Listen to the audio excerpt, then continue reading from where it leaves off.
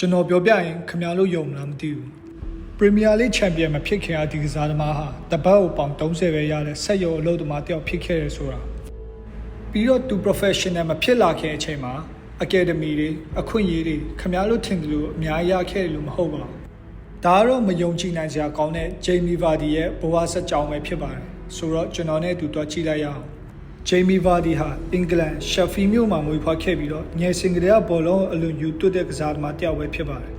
ဒါပေမဲ့ဂျေမီဗာဒီကိုတော့ဘောလုံးဟာမျက်နှာသာမပေးခဲ့ပါဘူးဘာလို့လဲဆိုရင်တော့ဂျေမီဗာဒီအသက်16နှစ်အရွယ်မှာတင်မဲ့ရှမ်ဖီဝက်စတေးတင်အားစာဆောင်ထုတ်ပြန်ခဲ့ပါတယ်အဲ့ဒီစာထဲမှာရေးထားတာကတော့မင်းဒီတင်းမာကစားဖို့အရေးတွေးမပြည့်ဝသေးဘူးဆိုတာပါပဲတခြားကစားသမားတွေဆိုရင်ဒီမှာပဲစိတ်သက်ကြပြီးတော့အဆုံးသတ်သွားတော့ပါပြီဒါပေမဲ့ဂျေမီဗာဒီတော့အခုမှအစပဲရှိပါသေးတယ်သူဟာအဲ့ဒီကတည်းကနေ professional contract မရှိဘဲနဲ့ non-league football မှာဝင်ကစားခဲ့ပါတယ်သူဟာ Stockbridge FC အသင်းမှာ TV တွေကင်မရာတွေမရှိပရိသတ်တွေလည်းမရှိဘဲနဲ့ဝင်ကစားခဲ့တာပါပြီးတော့သူရတဲ့လစာကလည်းတပတ်ကိုပေါင်30နဲ့50ကြားမှာပဲရှိတာပါ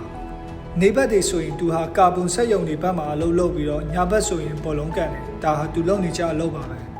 ကျွန်တော်တို့ရဲ့အနေနဲ့ကြည့်မယ်ဆိုရင်တော့ဂျေမီဗာဒီဟာသူ့ရဲ့အိမ်မက်အတွက်ဘောလုံးကန်တယ်လို့ထင်ကောင်းထင်နေနိုင်ပါလိမ့်မယ်ဒါပေမဲ့ဂျေမီဗာဒီရဲ့အတွက်ကတော့သူ့ရဲ့အသက်ရှင်တန်ရေးအတွက်ပဲဘောလုံးကန်နေခဲ့ရတာပါဒီလိုနဲ့ပဲဂျေမီဗာဒီဟာ professional contract မရှိဘဲနဲ့ဘောလုံးကန်ခဲ့ပေမဲ့ကွင်းထဲမှာတော့သူဟာ professional တယောက်လို့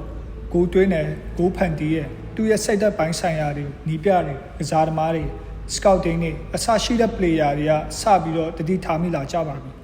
ဒါပေမဲ့ non pro league မှာကစားနေတဲ့လူတယောက်အတွက်ဘယ် professional club ကအရေးစွန့်ပြီးစာချုပ်ချုပ်ချင်ပါလဲဒါပေမဲ့သူအတွက်တော့ဒီຢာတွေဟာအရေးမကြီးခဲ့ပါဘူးသူဟာနေခင်ဖက်တွေမှာအလုပ်လုပ်တယ်ညဘက်မှာဘောလုံးကန်တယ်ဒီလိုနဲ့ပဲဆက်လက်ရှောက်လန်းလာခဲ့ရပါဒါပေမဲ့2010မှာတော့ Halifax Town အတင်းဟာသူ့ကို professional စာချုပ်ချုပ်ဆိုပြီးတော့ခေါ်ယူခဲ့တာပါသူဟာအဲ့ဒီအတင်းမှာကစားပြီးရတဲ့ Fleetwood Town အတင်းကိုပြောင်းရွှေ့သွားခဲ့ပါတယ်အဲ့ဒီအချိန်မှာအရာအလုံးပြောင်းလဲသွားခဲ့ပြီးတော့ဂျေမီဗာဒီဟာအပတ်တိုင်းဂိုးတွေတွင်းနိုင်ခဲ့တာပါဂျေမီဗာဒီရဲ့အချောက်တရားမရှိတဲ့ကစားပုံတွေနေရာယူပုံတွေဂိုးတွင်းဆိုင်ရည်တွေကြောင့်ပရီးမီးယားလိအသင်းတွေဟာသူ့စပြီးတော့စိတ်ဝင်စားလာခဲ့ပါပြီအရာအလုံးပြောင်းလဲသွားခဲ့တာတော့2012ခုနှစ်မှာပရီးမီးယားလိအသင်းတင်ဖြစ်တဲ့ Leicester City အသင်းဟာဂျေမီဗာဒီကိုပေါင်တတန်းနဲ့စာချုပ်ချုပ်လိုက်တယ်ဆိုတဲ့သတင်းမှာ Leicester ကိုရောက်တဲ့အချိန်ဂျေမီဗာဒီရဲ့အသက်ဟာ25နှစ်ရှိနေပါပြီLeicester ကိုရောက်ပြီးတော့အရာအလုံးပြည့်လဲသွားခဲ့မှာမဟုတ်ဘဲနဲ့ပရိသတ်တွေကတော့မှသူ့ကိုအတုံးမချတဲ့ကစားသမားလို့ခေါ်ခဲ့ပါသေးတယ်ဒါပေမဲ့ Leicester City အသင်းနီးပြအပြောင်းလဲလုပ်လိုက်တဲ့အချိန်မှာတော့ Jamie Vardy ဟာယုံကြည်မှုအသစ်တွေစိတ်သက်လူတင်နဲ့ပြန်လည်ပြီးတောက်ပလာခဲ့ပါတယ်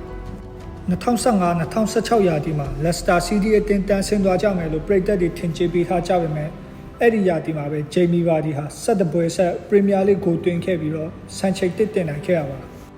Arsenal, Man City, Liverpool အစရှိတဲ့အသင်းတွေကလည်း Jamie Vardy ကိုရပ်တန့်နိုင်ခဲ့ခြင်းတော့မရှိခဲ့ပါဘူး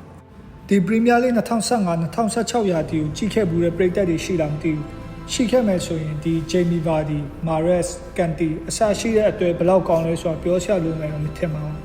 အဲ့ဒီနှစ်မှာပဲ Jamie Vardy ဟာ Premier League 36ပွဲမှာ24ဂိုးသွင်း5လုံးဖန်တီးနိုင်ခဲ့ရပါဒါဟာတကယ်ကိုယူလောက်စရာကောင်းတဲ့စံချိန်တွေကို Jamie Vardy ဟာ Premier League မှာလုပ်ပြခဲ့ရပါ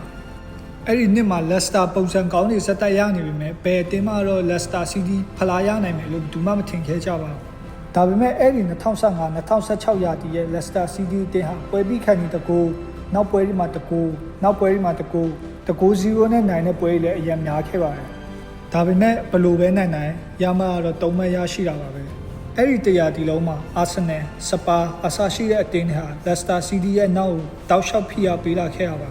ဒါပေမဲ့လည်းနောက်ဆုံးမှာတော့ Chelsea နဲ့ Spurs 2-2နဲ့တည်ရကြပြီးသွားတဲ့အချိန်မှာတော့ Leicester City အသင်းဟာ Premier League ရဲ့ Champion ဖြစ်လာခဲ့ပါတယ်။တန်းဆင်းသွားရမယ်လို့ထင်ကြေးပေးခံထားရတဲ့အသင်းအလယ်အလတ်ကစားသမားတွေနဲ့ Premier League Champion ကိုရအောင်ယူနိုင်ခဲ့တာပါ။ Premier League တမိုင်းတစ်လျှောက်ရဲ့အထူးခြားဆုံးနဲ့အံ့ဩဖွယ်ဖြစ်ရပ်ကို Leicester City အသင်းလုပ်ပြနိုင်ခဲ့တာပါ။ Jamie Vardy ဟာ Academy ဘောလုံးကျောင်းတွေမှာဘောလုံးကစားခဲ့ရတဲ့လူတစ်ယောက်မဟုတ်ပါဘူး။သူဖြတ်တန်းလာခဲ့ရတဲ့ဘောလုံးလောကတစ်လျှောက်လုံးမှာလည်း Superstar ပုံရိပ်ရောင်တွေမရှိခဲ့ပါဘူး။ Jamie Vardy ဟာသူ့ရဲ့ဘောလုံးကိုချစ်မြတ်နိုးတဲ့စိတ်ယုံကြည်မှုစူးစမ်းအားထုတ်မှုတွေရတာသူ့ကိုဒီနေရာထိရောက်ဆွဲတင်ပေးခဲ့တာပဲဖြစ်ပါတယ်။အသင်းမှာအတုံးမဝင်ဘူးလို့ပြောခံရတဲ့သူတပတ်မှာပေါင်30ပဲရရှိတဲ့ကစားသမားအနေ Premier League Champion ရွှေဖနက်ဆုအင်္ဂလန်လက်ရွေးစင်အသင်း ပြီးတော့ချန်ပီယံလိပြိုင်ပွဲတွေမှာပါကစားခဲ့ရတဲ့ကစားသမားဖြစ်လာခဲ့ပါပြီကျွန်တော်အမြင်ပြောရမယ်ဆိုရင်ဝေရိုနီအနားယူပါပြီးနောက်ဟယ်ရီကိန်းကအကောင်းဆုံးကစားသမားဖြစ်ပြီးတော့ဟယ်ရီကိန်းရဲ့နောက်မှာတော့ဂျေမီဗာဒီအကောင်းဆုံးပါအခုအင်္ဂလန်တိုက်စစ်မှုတွေကိုကြည့်မယ်ဆိုရင်အာလင်ဝါကင်းထေမီအေဗရာဟမ်မာကက်ရက်ရှ်ဖို့အဲ့ဒီကစားသမားတွေကိုကျွန်တော်ဂျေမီဗာဒီထပ်ပိုကောင်းတယ်လို့မထင်မိပါဘူးတဲ့အနေနဲ့ဘောလုံးပွဲတွေကိုချစ်မြတ်လို့ဂျေမီဗာဒီကိုလည်းမုန်းလို့မရပါဘူးတဲ့အနေနဲ့အခွင့်အရေးတွေမရှိတော့ဘူးလို့ထင်နေတာတွေငါအသက်အရွယ်နဲ့ဒီအလုပ်တစ်ခုလုပ်ဖို့အရန်နောက်ကျနေပါပြီကွာလို့ထင်နေရင်တော့ဂျေမီဗာဒီရဲ့ဘဝဆက်ကြောင်းပြန်လည်မြင်အောင်လိုက်ပါသူဟာအသက်25နှစ်မှာ professional ဖြစ်လာခဲ့တဲ့သူစက်ရုံအလုပ်သမားဘဝနဲ့ Premier League Champion အင်္ဂလန်ရဲ့အကောင်ဆုံးတိုက်စစ်မှုတွေထဲကတယောက်အထိဖြစ်လာခဲ့တာပါဆိုတော့တဲ့အနေနဲ့တင်းရဲ့ဘဝမှာလည်းတင်းရဲ့အိမ်မက်တွေအတွက် clear goal ဆာလောင်မှုတွေရှိပြီးတော့ကြိုးစားနေမယ်ဆိုရင်တော့တင်းရဲ့အိမ်မက်တွေဟာတနေ့တစ်စီရောက်လာနိုင်မှာပါအားကစားပရိသတ်တွေအနေနဲ့ဂျေမီဗာဒီရဲ့စက်ကြောင်းတွေကိုနားထောင်ခဲ့ပြီးတော့ဗာ message တွေရခဲ့တယ်ကျွန်တော်ကတော့ဒီဂျေမီဗာဒီရဲ့အကြောင်းလေးလာပြီး motivation တွေစိတ်သက်ပိုင်းဆိုင်ရာ message တွေအများကြီးရခဲ့လို့ပရိသတ်တွေကိုပြန်ပြီး sharing လုပ်ပေးရဖြစ်ပါတယ်ဆိုတော့ဒီဗီဒီယိုလေးကတော့ဒီလောက်ပါပဲနောက်ဗီဒီယိုတွေမှာကျွန်တော်ဒီထပ်ပို့ပြီးစိတ်ဝင်စားဖို့ကောင်းတဲ့အကြောင်းအရာတွေကိုကျွန်တော်လေ့လာပြီးတော့ပြန်လာခဲ့ပါမယ်ဆိုတော့ see you next time